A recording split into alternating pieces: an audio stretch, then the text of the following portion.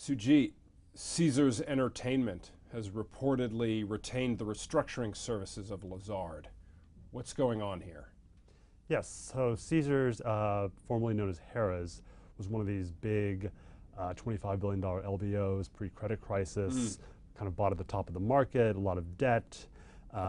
Just as the company's bought, the economy tanks, particularly hospitality, casinos, hotels. Right. And so since that day, both between the economy and the leverage and the slump in US casinos, they've been in some form of financial distress. They managed, the private equity owners, TPG and Apollo, they managed to IPO the thing. Yes, right? so there is equity value.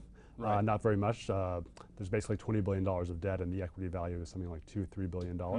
So with $2 billion of cash flow, that ratio is 10 times, so it's massive. Right. They've smartly extended maturities and raised cash through equity offerings, and so they're not in any kind of immediate distress. Right, we're not looking at a bankruptcy here. Not anytime soon. Right. But the question, the issue is still $20 billion of debt.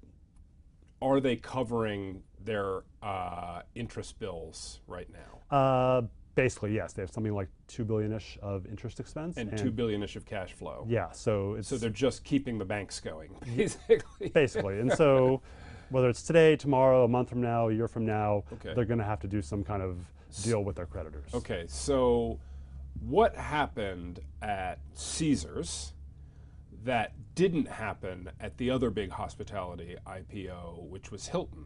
Which against expectations has turned into a big winner for Blackstone. You know, they've sort of doubled their equity investment.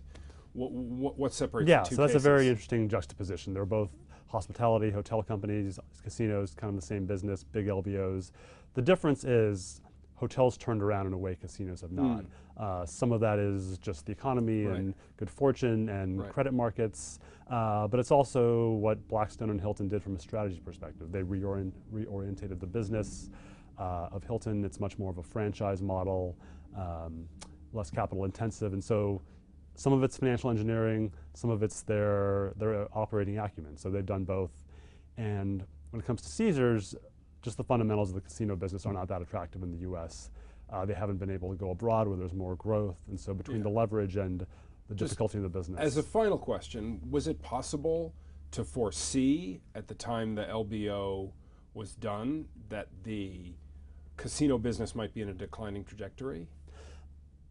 Maybe, maybe not, but the bigger issue is, unless you're absolutely sure, you probably shouldn't put on $20 billion of debt versus $2 billion of cash flow. So whatever business problems there are were worsened by the fact that they have no breathing room based on the capital structure. No room for error. Yeah. Thanks very much, Sujeet. Thank you.